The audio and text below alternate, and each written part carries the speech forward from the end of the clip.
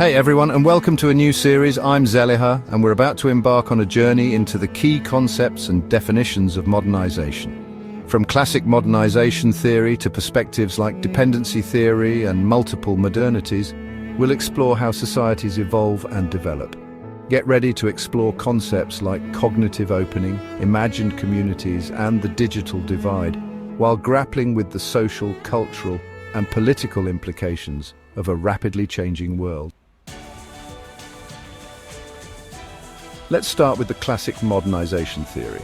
Imagine societies progressing from traditional to modern in a predictable, linear fashion. Modernization theory emphasizing industrialization, urbanization, democratization, and mass media, painted development as a ladder, with Western societies at the top. Enter Daniel Lerner and his concept of cognitive opening. Lerner argued that mass media exposure, especially early radio and TV, expanded people's horizons. Imagine living in a rural village where your world revolved around tradition and family. Suddenly, through the airwaves, you're exposed to new ideas and possibilities beyond your surroundings. Now, Lerner didn't stop at cognitive opening. He argued this expanded worldview fostered empathy, essential for modernization, as it allowed individuals to see beyond their immediate social circles. But as we'll see, empathy, like many human emotions, can be a double-edged sword. Now let's talk about Benedict Anderson and his concept of imagined communities. Anderson argued that nations are socially constructed, imagined by people as part of a shared community. Shared experiences, facilitated by mass media, hold these imagined communities together. But what happens when shared experiences are manipulated or controlled? Enter Elizabeth Noel Neumann and her spiral of silence theory. She argued individuals are less likely to express opinions they see as minority, especially when drowned out by a dominant media narrative. Over time, this creates isolation, fear of speaking out, and ultimately silences dissent. Speaking of media influence, let's talk about George Gerbner's cultivation theory. Gerbner argued that long-term media exposure, particularly television, shapes our perceptions of the world, often in ways that don't reflect reality. Mean world syndrome, when fiction fuels fear. Gerbner coined the term mean world syndrome to describe the tendency of heavy television viewers to perceive the world as more dangerous and threatening than it actually is. This highlights the powerful ways in which media consumption can shape our perceptions of reality. Media, not just a mirror, but a motor of modernization. What if media is more than just a reflection of society? What if it's an active force driving modernization? This concept suggests mass media plays a central role in accelerating social, cognitive, and political change. Traditional society, a world on the cusp of change. To understand the power of modernization, we need to understand what came before traditional society. This is the world that modernization, with its emphasis on progress, individualism, and technological advancement, sought to transform. Participant society, from subjects to citizens. Daniel Lerner believed cognitive opening paved the way for the participant society. In a participant society, individuals are no longer passive subjects but active citizens, engaged in political, economic, and social spheres. But is participation always a force for good? And who gets to participate in this so-called participant society? Industrial collapse, when progress leaves people behind. The transition from traditional to modern societies wasn't always a pretty picture. Imagine being a skilled artisan, your livelihood dependent on centuries-old traditions of craftsmanship. Suddenly, the market is flooded with cheaper, mass-produced goods, and your skills, your livelihood, become obsolete.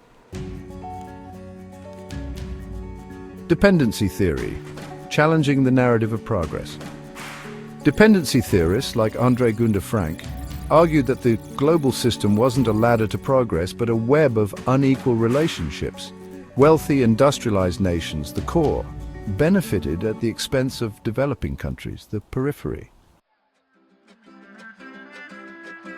Modernization isn't just about economics and technology, it's also about culture.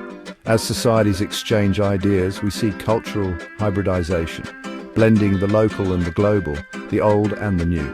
This cultural mixing is exciting, leading to new expressions, but it raises questions about homogenization and losing unique traditions.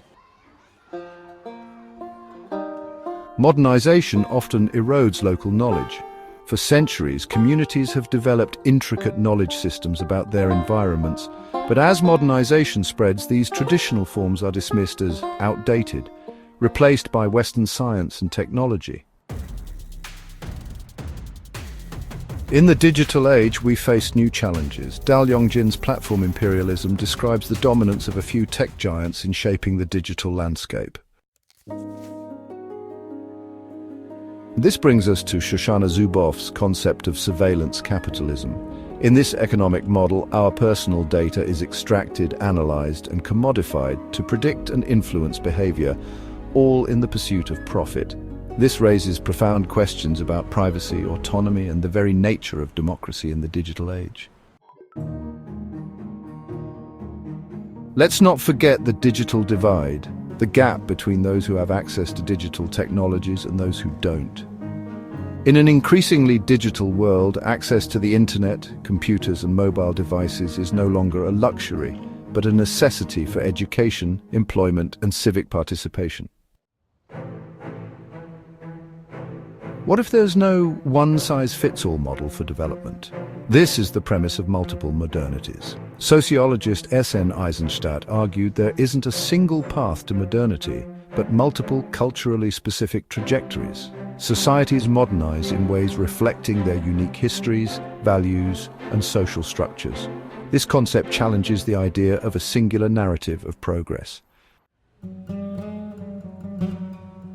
What if development itself is a flawed concept, a Western imposition that fails to capture the diverse aspirations and values of people globally? Thinkers like Arturo Escobar and Gustavo Esteva argued that development, as conceived by Western institutions, often ignored local knowledge and imposed a singular vision of progress. One compelling alternative comes from the indigenous Andean philosophy of Buen Vivir, or Sumak Kause. Buen Vivir emphasizes collective well-being, harmony with nature, and living in balance with the earth, offering a radical departure from Western models of development. Let's talk about degrowth, a movement gaining traction recently. Degrowth challenges the assumption that economic growth is always desirable, arguing that endless growth on a finite planet is unsustainable. Instead, degrowth advocates for a planned and equitable reduction in production and consumption, focusing on well-being, social justice, and ecological regeneration. How do we ensure diverse voices are heard? Boaventura de Sousa. Santos's Ecology of Knowledges offers a way forward. Santos argues we must move beyond a single dominant knowledge system and recognize the value of diverse ways of knowing. It's impossible to talk about modernization without addressing globalization, the interconnectedness of economies, cultures, and societies on a global scale. While globalization has led to increased trade, communication, and cultural exchange, it has also worsened inequalities both within and between nations. This unequal distribution of globalization's benefits is evident in the growing divide between global cities and abandoned peripheries. Global cities attract investment and talent, leaving rural areas and former industrial centers struggling to adapt to the new global economy. Financialization, the rise of money over everything. Financialization is a key trend shaping modernization, with financial markets and institutions increasingly dominating the global economy. Excessive financialization can lead to instability, speculation, and a disconnect between the real economy and financial markets. Digital colonialism, extracting data, exacerbating inequality. In the digital realm, we see the rise of digital colonialism, where tech companies in the global north extract data and resources from the global south. This digital colonialism perpetuates existing power imbalances and inequalities. Alternative modernities, charting our own course. The concept of alternative modernities offers hope, recognizing there's no single blueprint for a just and sustainable future. Different societies will chart their own courses, drawing on their unique histories, values, and aspirations. Outro: Modernization Unpacked, a journey of critical inquiry. We've journeyed through the key concepts and definitions of modernization, from its origins to the challenges and opportunities of globalization and the digital revolution. We've explored the power of media, the complexities of cultural change, and the persistent inequalities shaping our world. Modernization is not a linear process with a predetermined endpoint, but an ongoing, contested, multifaceted phenomenon.